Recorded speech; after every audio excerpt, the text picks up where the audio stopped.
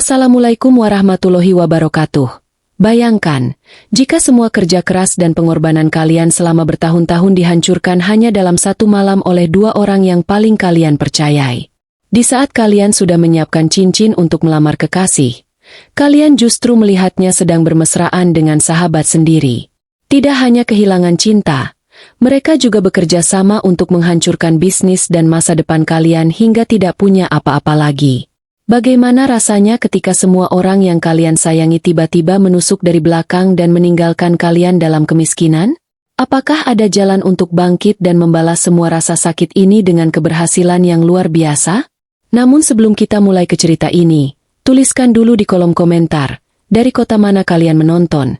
Semoga yang like dan subscribe channel ini, dimudahkan urusannya, dilapangkan rezekinya, disehatkan badannya, dan dikabulkan hajat dunia akhirat oleh Allah Subhanahu wa Ta'ala. Amin ya Robbal Alamin. Sekarang mari kita masuk ke ceritanya. Saka melangkah pelan memasuki pintu restoran dengan perasaan yang penuh bunga. Di dalam saku jaketnya, tersimpan sebuah kotak bludru merah berisi cincin emas yang ia beli dengan menyisihkan penghasilannya selama 1 tahun terakhir. Malam itu, ia berniat memberikan kejutan paling berharga untuk Alia, wanita yang sudah menemaninya selama 3 tahun ini. Saka membayangkan senyum bahagia Alia saat ia berlutut dan memintanya untuk menjadi pendamping hidup selamanya. Selama ini Saka selalu bekerja keras tanpa kenal lelah, dari pagi hingga larut malam, hanya untuk memastikan ia bisa memberikan kehidupan yang layak bagi Alia kelak. Namun, langkah Saka tiba-tiba terhenti tepat beberapa meter sebelum meja yang sudah ia pesan. Matanya tertuju pada sudut restoran yang agak remang di bagian pojok. Di sana, ia melihat sosok yang sangat ia kenali. Itu adalah Alia. Namun, Alia tidak sedang sendirian menunggu kedatangannya. Wanita itu duduk sangat dekat dengan seorang pria. Bahkan tangan mereka saling bertautan erat di atas meja. Jantung Saka berdegup kencang saat menyadari siapa pria itu. Dia adalah Reno, sahabat baik yang selama ini selalu menjadi tempat Saka berkeluh kesah tentang pekerjaannya dan rencana masa depannya. Saka mencoba mengatur napasnya yang mulai terasa sesak. Ia berjalan mendekat dengan perasaan hancur yang tidak bisa digambarkan dengan kata-kata. Ketika sudah berdiri tepat di samping meja mereka, Alia dan Reno serentak menoleh. Wajah Alia tampak terkejut, namun hanya sesaat saja. Tak lama kemudian, tatapannya berubah menjadi dingin dan penuh rasa bosan, seolah kehadiran Saka adalah sebuah gangguan. "Alia, apa maksud semua ini?" tanya Saka dengan suara yang sedikit bergetar. Ia berharap apa yang dilihatnya hanyalah salah paham, namun kenyataan pahit justru menghantamnya lebih keras. Alia menarik tangannya dari genggaman Reno, lalu berdiri sambil menatap Saka tanpa ada rasa bersalah sedikit pun di wajahnya. "Saka, aku senang kamu datang lebih cepat supaya semuanya bisa jelas sekarang juga," ucap Alia dengan nada datar. "Aku sudah bosan hidup susah bersamamu. Aku lelah harus terus menunggu kamu sukses yang entah kapan datangnya. Kamu memang pria baik, tapi kebaikan saja tidak bisa membayar cicilan atau membelikan barang-barang mewah yang aku inginkan selama ini. Reno lebih bisa menjamin masa depanku karena dia sudah jauh lebih mapan secara finansial dibandingkan kamu." Mendengar kata-kata itu, Saka merasa dunianya seakan runtuh seketika. Ia menoleh ke arah Reno, mencari penjelasan dari orang yang sudah ia anggap seperti saudara sendiri. Bukannya merasa malu karena telah mengkhianati sahabatnya, Reno justru tersenyum sinis sambil menyandarkan punggungnya ke kursi dengan angkuh. "Maaf ya Saka, dalam dunia bisnis dan cinta, siapa yang kuat dialah yang menang.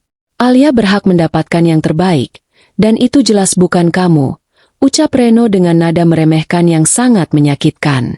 Saka terdiam sejenak. Ia meraba kotak cincin di sakunya dan merasa betapa sia-sia perjuangannya selama ini.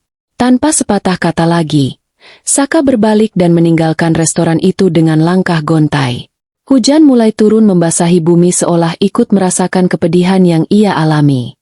Malam itu, ia kehilangan dua orang yang paling ia percayai sekaligus dalam hidupnya. Penderitaan Saka ternyata belum berakhir di sana. Keesokan harinya, saat ia datang ke kantor kecilnya dengan harapan bisa menenangkan diri lewat pekerjaan, ia justru disambut oleh kabar buruk yang luar biasa berat. Beberapa klien besar yang sudah menjalin kontrak dengannya tiba-tiba membatalkan kerjasama secara sepihak. Setelah ia selidiki dengan teliti, ternyata Reno telah menyebarkan fitnah kejam bahwa perusahaan Saka sedang mengalami masalah keuangan serius dan tidak akan bisa menyelesaikan proyek tepat waktu. Tidak hanya itu, Reno juga menggunakan koneksi bisnisnya untuk menghambat suplai bahan baku yang sangat dibutuhkan oleh Saka. Bisnis yang dirintis Saka dengan keringat dan air mata dari titik nol itu kini berada di ambang kehancuran total. Saka duduk lemas di kursi kerjanya yang sudah mulai kusam, menatap tumpukan surat tagihan bank yang mulai berdatangan ke mejanya.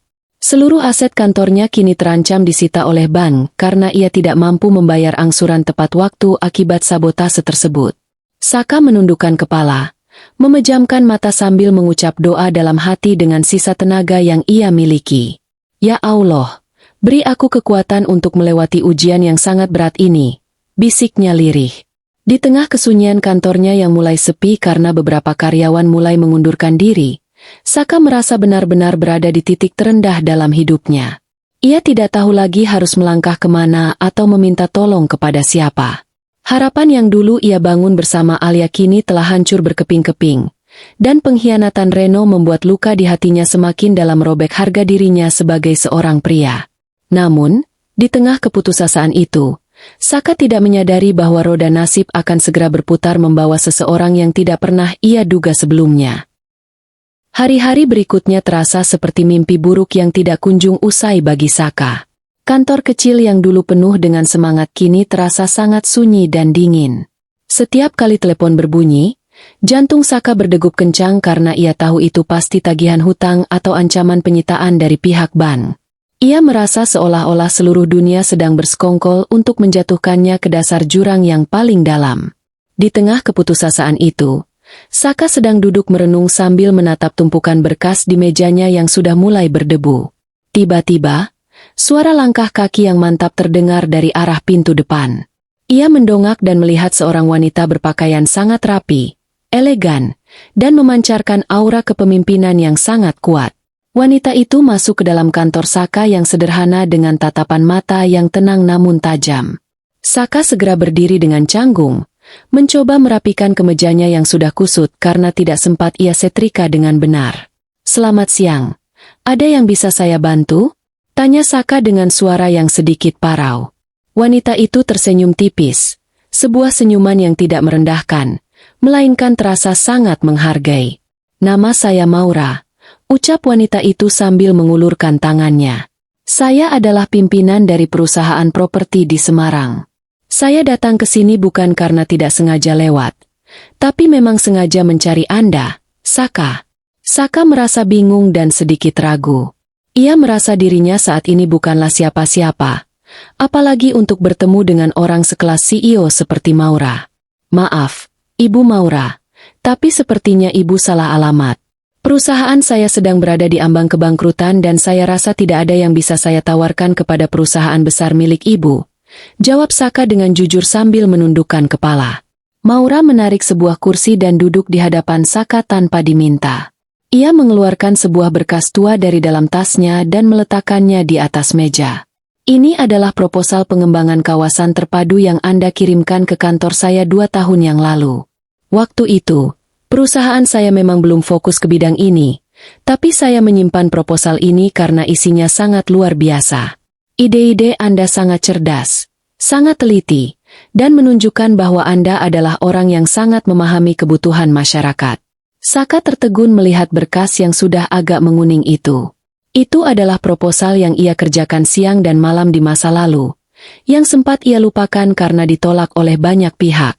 Maura melanjutkan pembicaraannya dengan nada yang sangat serius. "Saya tahu apa yang sedang menimpa Anda sekarang. Saya tahu tentang Reno dan apa yang dia lakukan untuk menghancurkan bisnis Anda. Tapi bagi saya, kegagalan karena dikhianati bukanlah sebuah tanda bahwa Anda tidak kompeten. Justru, saya melihat integritas Anda tetap terjaga meskipun Anda sedang ditekan dari segala sisi." Maura kemudian mengeluarkan sebuah dokumen kontrak baru yang masih bersih. "Saya memiliki proyek besar untuk membangun kawasan bisnis baru di pusat kota. Saya membutuhkan orang yang memiliki dedikasi dan visi seperti Anda untuk memimpin proyek ini. Saya akan menyuntikkan modal yang cukup untuk menyelamatkan kantor Anda dari bank dan memberikan fasilitas yang Anda butuhkan. Saya tidak sedang memberikan bantuan cuma-cuma, Saka. Saya sedang berinvestasi pada kemampuan Anda yang belum sempat mekar sepenuhnya. Mendengar tawaran itu, air mata Saka hampir saja jatuh. Ia merasa seperti melihat seberkas cahaya di tengah kegelapan total. Ia tidak pernah menyangka bahwa kerja kerasnya di masa lalu, yang ia kira sia-sia, justru menjadi penyelamat hidupnya di saat yang paling kritis. Saka menatap Maura dengan penuh rasa tidak percaya namun sekaligus penuh harapan. Apakah ibu yakin ingin mempercayakan proyek sebesar ini kepada orang yang sedang hancur seperti saya? Tanya Saka dengan suara bergetar. Maura mengangguk mantap. Saya tidak melihat Anda sebagai orang yang hancur, Saka. Saya melihat Anda sebagai berlian yang sedang tertutup lumpur. Setelah lumpurnya dibersihkan, cahayanya akan jauh lebih terang dari siapapun. Ambil pulpen ini dan tanda tangani kontraknya. Mari kita buktikan kepada orang-orang yang meremehkan Anda, bahwa mereka telah membuat kesalahan besar. Saka mengambil napas dalam-dalam. Ia teringat kembali pada hinaan Alia dan senyum sinis Reno yang sangat menyakitkan. Ia menyadari bahwa kesempatan ini adalah jawaban dari doa yang ia panjatkan dengan tulus. Dengan tangan yang sedikit gemetar namun penuh tekad, Saka menandatangani dokumen tersebut. Alhamdulillah, terima kasih banyak atas kepercayaannya, Ibu Maura. Saya berjanji tidak akan mengecewakan Ibu dan akan memberikan hasil terbaik yang saya miliki. Ucap Saka dengan nada suara yang kini terdengar lebih kuat. Maura tersenyum puas melihat semangat yang mulai kembali muncul di mata Saka. Baiklah, mulai besok, kita akan bekerja keras. Jangan lagi melihat ke belakang karena masa depan Anda jauh lebih cerah daripada yang bisa Anda bayangkan sekarang, kata Maura sambil berdiri untuk berpamitan. Saka mengantar Maura sampai ke depan pintu kantornya. Sambil menatap mobil Maura yang perlahan pergi, Saka merasa beban berat yang menghimpit dadanya selama ini perlahan mulai terangkat. Ia tahu perjuangan panjang baru saja dimulai. Namun kali ini ia tidak lagi sendirian. Di dalam hatinya, ia bertekad untuk bangkit dan menunjukkan kepada dunia, terutama kepada Reno dan Alia, bahwa seorang pria yang pekerja keras dan jujur tidak akan pernah benar-benar kalah jika ia terus melibatkan Allah dalam setiap langkahnya. Hari-hari berikutnya menjadi babak baru yang sangat sibuk bagi Saka. Dia tidak lagi menghabiskan waktunya untuk meratapi nasib atau memikirkan pengkhianatan Alia dan Reno yang menyakitkan. Sebaliknya, setiap pagi ia bangun dengan semangat yang meluap-luap. Kantor kecilnya yang dulu hampir disita, kini mulai hidup kembali. Dengan suntikan modal dari Maura, Saka segera melunasi semua hutang bank dan memanggil kembali beberapa karyawan setianya yang dulu terpaksa ia rumahkan karena tidak sanggup membayar gaji. Maura tidak hanya memberikan modal besar, tetapi juga membimbing Saka secara langsung. Mereka sering bertemu untuk membahas cetak biru pembangunan kawasan bisnis baru yang akan dikerjakan. Dalam setiap pertemuan itu, Saka semakin kagum pada kecerdasan dan ketegasan Maura sebagai seorang pemimpin. Meskipun Maura adalah seorang CEO besar yang sangat kaya, dia tidak pernah merendahkan pendapat Saka. Justru, Maura selalu memberikan ruang bagi Saka untuk menuangkan ide-ide kreatifnya yang selama ini terpendam. Saka merasa sangat dihargai sebagai seorang profesional. Maura sering mengajaknya meninjau lokasi proyek di pusat kota Semarang. Di sana, mereka berjalan bersama, mendiskusikan setiap detail bangunan yang akan didirikan. Tanpa disadari, komunikasi yang awalnya hanya sebatas pekerjaan mulai mencair menjadi percakapan yang lebih hangat. Maura sering menanyakan kabar keluarga Saka atau sekadar bercanda untuk mencairkan suasana setelah lelah bekerja seharian. Proyek besar itu mulai berjalan dengan sangat lancar. Nama Saka kembali diperbincangkan di kalangan pengusaha kota. Bukan lagi sebagai pengusaha yang bangkrut dan gagal, melainkan sebagai sosok yang dipercaya oleh perusahaan Maura yang sangat terpandang. Keberhasilan tahap awal proyek ini membuat posisi Saka semakin kuat. Ia mulai tampil di berbagai pertemuan bisnis dengan penampilan yang lebih rapi dan rasa percaya diri yang jauh lebih matang. Ia membuktikan bahwa kesempatan yang diberikan Maura tidak ia sia-siakan begitu saja. Di tempat lain, Reno mulai merasa tidak tenang. Ia yang awalnya mengira telah berhasil menghancurkan Saka selamanya, merasa terkejut melihat perkembangan pesat mantan sahabatnya itu. Reno mencoba mencari tahu siapa yang berada di belakang Saka sekarang. Betapa kagetnya Reno saat mengetahui bahwa Maura, wanita paling berpengaruh di kota itu, menjadi pendukung utama dan rekan bisnis terdekat Saka. Reno merasa terancam karena proyek besar yang sedang digarap Saka perlahan mulai menyaingi bisnis miliknya yang dibangun dengan cara-cara tidak jujur. Alia juga mulai merasakan perubahan suasana di rumah tangganya bersama Reno. Gaya hidup mewah yang dulu dijanjikan Reno ternyata mulai terasa hambar. Reno menjadi sering marah-marah dan temperamental karena merasa tersaingi oleh kesuksesan Saka. Alia yang sering melihat berita bisnis di televisi atau koran, kerap melihat foto Saka yang sedang mendampingi Maura dalam acara peletakan batu pertama proyek mereka. Ada rasa sesak yang mulai tumbuh di dada Alia setiap kali melihat Saka terlihat begitu gagah dan berwibawa di samping wanita hebat seperti Maura. Suatu malam, setelah selesai rapat panjang di kantor Maura, mereka berdua duduk sejenak di ruangan kerja Maura yang luas. Maura memperhatikan Saka yang sedang merapikan berkas dengan teliti. Ia melihat ketulusan yang luar biasa di mata pria itu.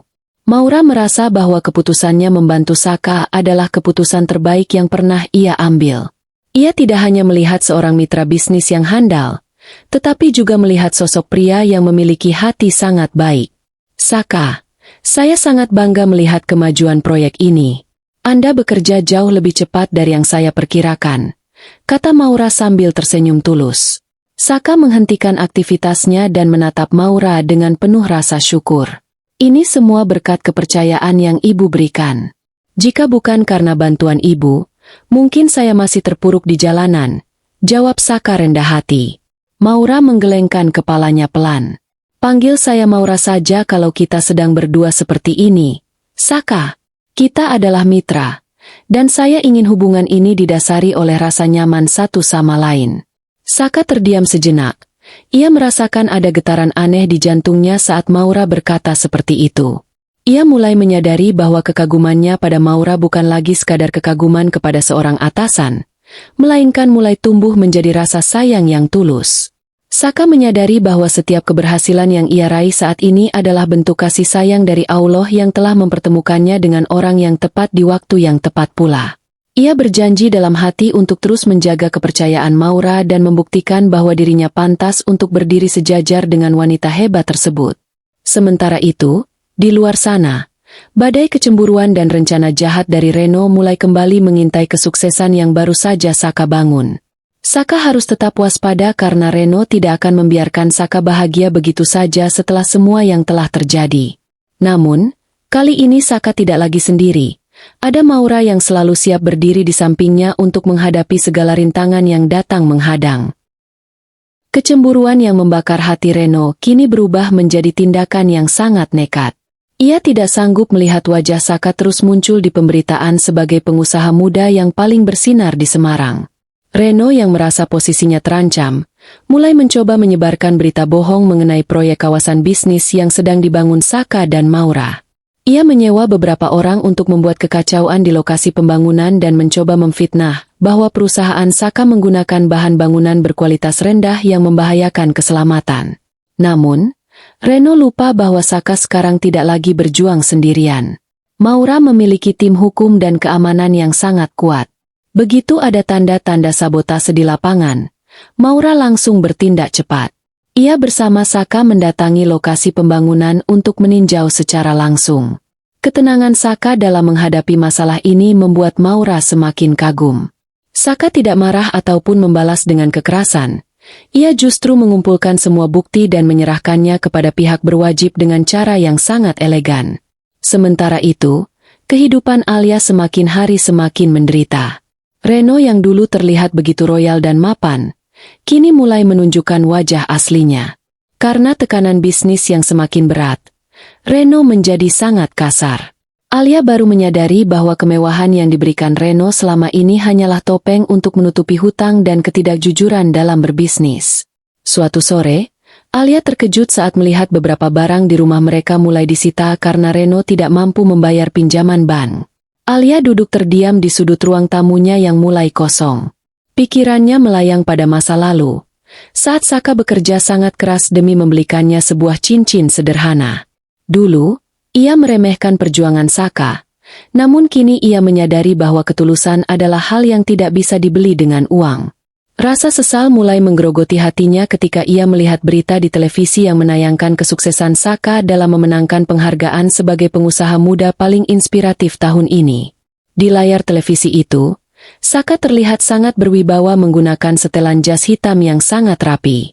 Di sampingnya berdiri Maura yang tampak sangat cantik dan anggun dalam balutan gaun yang sopan namun mewah. Keduanya terlihat begitu serasi, bukan hanya sebagai rekan bisnis, tetapi sebagai sepasang kekasih yang saling mendukung. Alia menangis terseduh-seduh, menyadari bahwa pria hebat itu dulunya adalah miliknya. Namun ia buang begitu saja demi pria seperti Reno yang ternyata hanya memberikan janji manis tanpa bukti. Kesuksesan proyek besar Saka dan Maura akhirnya mencapai puncaknya. Kawasan bisnis baru itu selesai tepat waktu dan mendapatkan apresiasi yang luar biasa dari pemerintah kota. Dalam acara syukuran penutupan atap gedung utama, Saka memberikan pidato singkat di depan para undangan dan awak media. Ia mengucapkan rasa syukur yang mendalam kepada Allah atas semua kemudahan yang ia dapatkan setelah masa-masa sulit yang pernah ia lalui. Saka juga secara terang-terangan mengucapkan terima kasih kepada Maura di depan semua orang.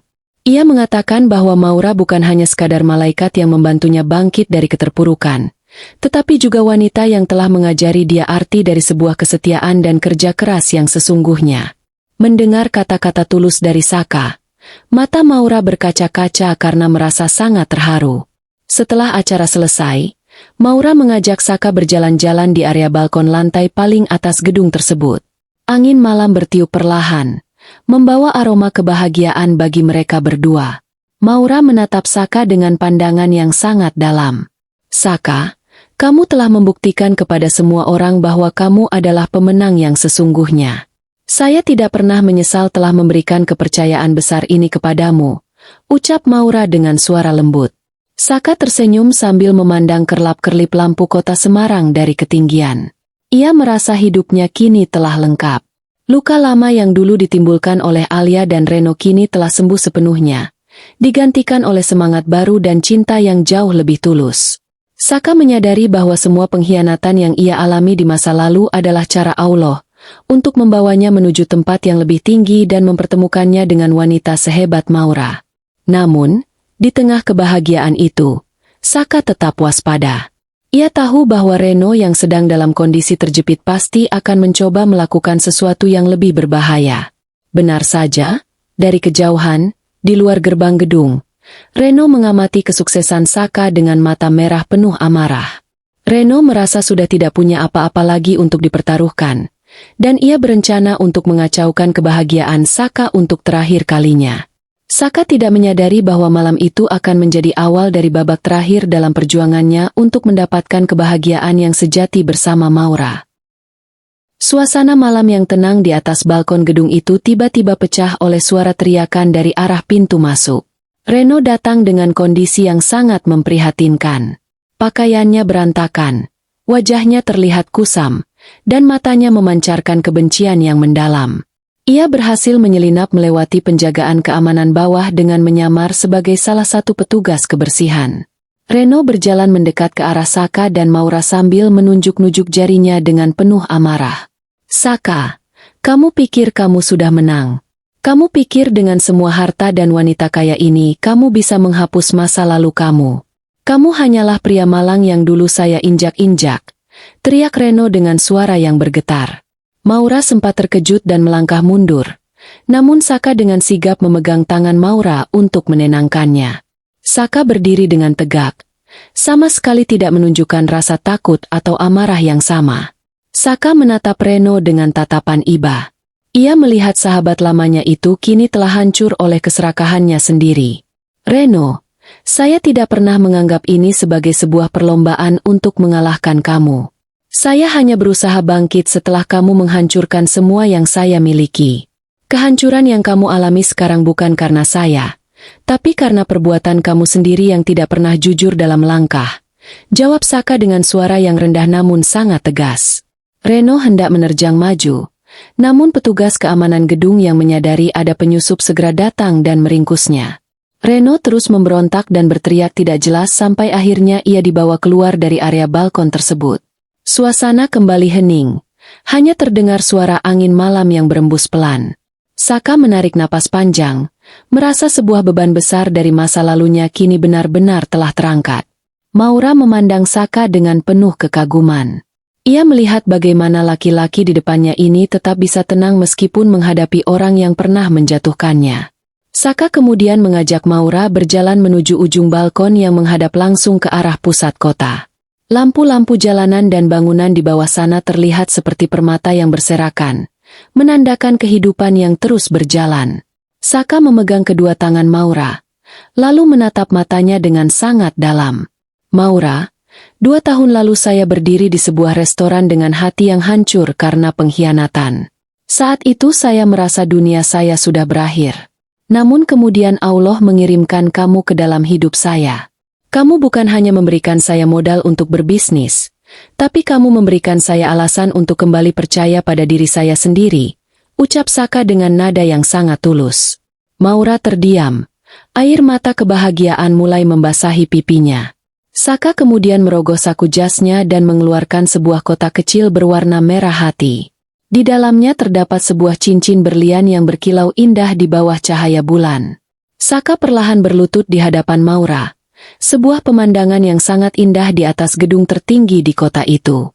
Maura, saya tidak bisa menjanjikan bahwa jalan di depan akan selalu mulus. Tapi saya berjanji akan selalu setia mendampingi kamu dalam suka maupun duka. Maukah kamu menjadi pendamping hidup saya selamanya? Tanya Saka dengan penuh harapan. Maura tidak ragu sedikit pun.